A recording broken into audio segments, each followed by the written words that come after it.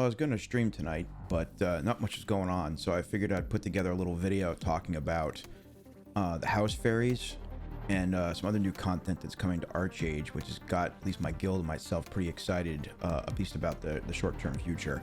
There's a whole separate discussion to be had about the long-term efficacy of the game and where it's at from an overall, health perspective. But let's focus on the net positives right now. So I think, as I said in a previous video, the North American version of Archeage is about 5 to 5.5 to 6, somewhere in there, months behind Korea when it comes to content, because obviously it has to be localized by Gamingo and then rolled out.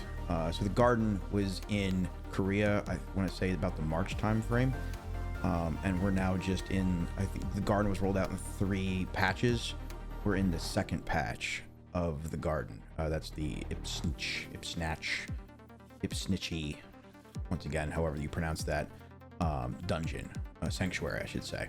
So, but based on sticking my finger in the air, doing some crude math about where it looks like how they rolled out stuff before, the next patch, the next large patch for us, which I think should be in September, will include some balance changes, some stat changes, but also the house fairies, which I think is going to be the biggest change for us, since the game launched, really, because it's really going to be a fundamental change, and it's potentially going to be very disruptive to the economy, because it'll allow, I guess, AFK farming or whatever, AFKing, trade skills. If you're familiar with a game like Black Desert, where you can have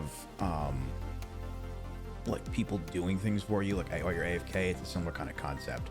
So at a high level, and so some of this content comes from some Google Translate, some forums, and a gentleman named D-Pain and his lazy translations. I'll put a link to those down below, maybe up here somewhere, be a little window, but D-Pain and some of the other translations I've found, have done a very good job of trying to translate some of the stuff from the Korean servers and put some context around it. So once again, how it looks like it's going to work is you can take some guesses. There'll be a resource, because everything is resource constrained, so they're going to have their own resource pool. Looks like it's going to use a server labor type of pool. They're an item, but the pet will be attached to a specific farm. What it sounds like, will level up. So initially it won't be nearly as effective. So if you're like, a fabled farmer or etc., the pet's not gonna be nearly as good, but you won't have to do it. I think the biggest feedback I've gotten from people I play with is, they'll get online, but then they'll spend the first 2 hours like, harvesting all their trees or whatever they're doing, right? But they're spending time. They'd rather be playing the game, kind of doing like this simple clicking, and they're like, well, maybe we can automate that.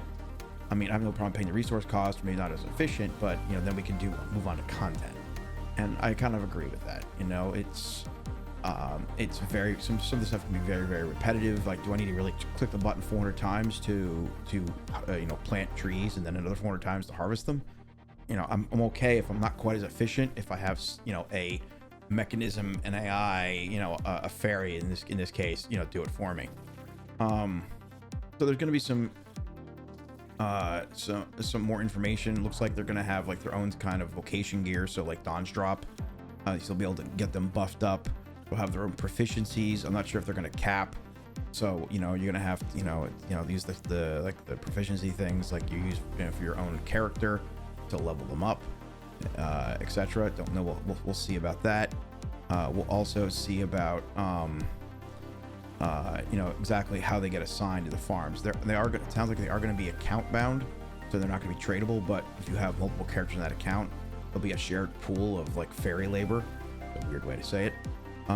That you can spread out amongst those fairies. So I guess if you want, you can move them to like your alt that you may have, properties, etc. We're going to find out more about how their effectiveness is. I'll be very, very curious about say if we're 100 is normal player, are they at 50? Are they at 75? You know, what's that start at, and what can it get to? I expect they'll never get to the equivalent of a real player, but I'll be interested in that. Other things of note,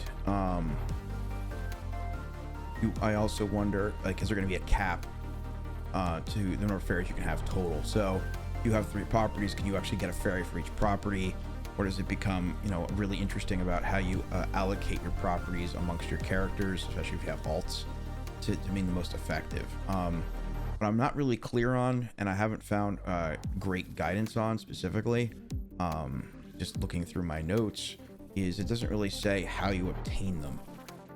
So I'm really interested in that. But at the end of the day, what the win is, they can automatically plant and harvest your farms.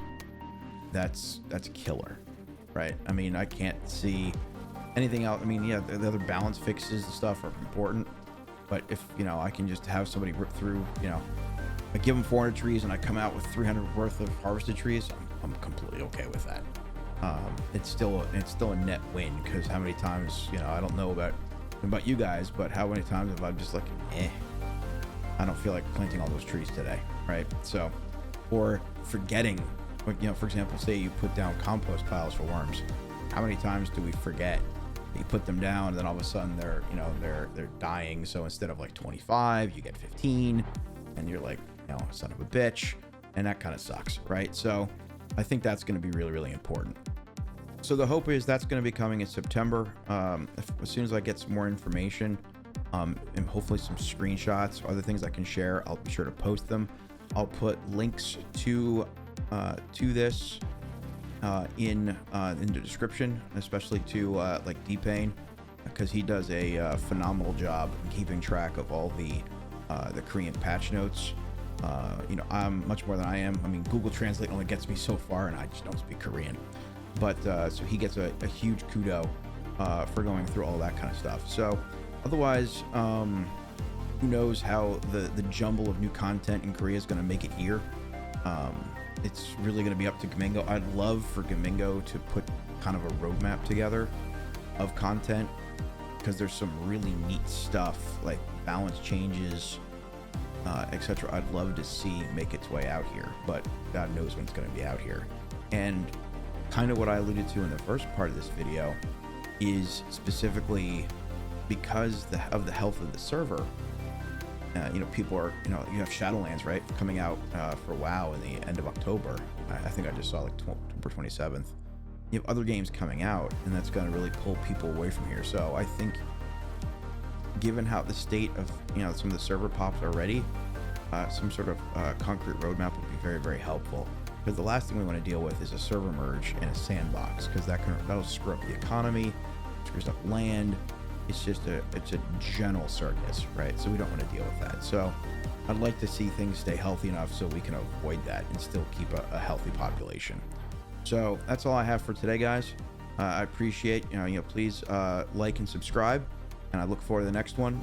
As I said, I live stream, you know, multiple times a week, Archeage, among other games, but I look forward to seeing you guys in the next one. Thanks very much.